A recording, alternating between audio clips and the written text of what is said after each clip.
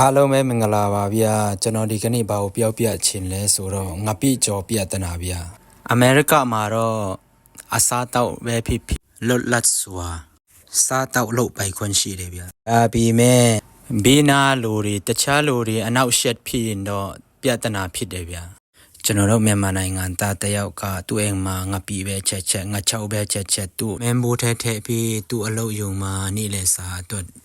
ပုံမှန်ထဲတယ်ဗျာဟဲနွေးတဲ့မိုက်ကိုဝေးထဲမှာပုံမှန်အဲ့လိုဟန်ပြန်နှွေးတယ်ဗျဒါပေမဲ့ပြဿနာကပါလဲဆိုတော့သူတုံးထားတဲ့မိုက်ကိုဝေးကိုသူတုံးပြီးကြံတဲ့လူတွေပြန်မတုံးချင်ကြတော့ဘူးဖြစ်နေတယ်တရက်ချမောင်ငပိပဇွန်ကျော်တို့သူအကြာရေးနှွေးမိတယ်ဗျအဲ့ဒီအခန်းထဲနဲ့တမန်စားတဲ့အခန်းထဲကိုငပိစော်နန်သွားတယ်ဗျအဲ့ဒါမကဘူးအပေါ်ကတတ်ထားတဲ့ fire alarm ဒီပါတော့အော်ဒီတယ်ဗျသူဘာပြဿနာကြုံလဲတော့မပြောတော့ပါဘူးဒါပေမဲ့ကျွန်တော်တို့တခြားနိုင်ငံရောက်တဲ့မြန်မာနိုင်ငံသားတွေကိုသူများလိုအနေအထိုင်မတတ်ဘူးဆိုရင်အလိုလိုဒုက္ခရောက်တတ်တယ်ဆိုတာပြောပြချင်တာပါအားလုံးနားလည်ကြပါစေငပိကြော်ပြဿနာ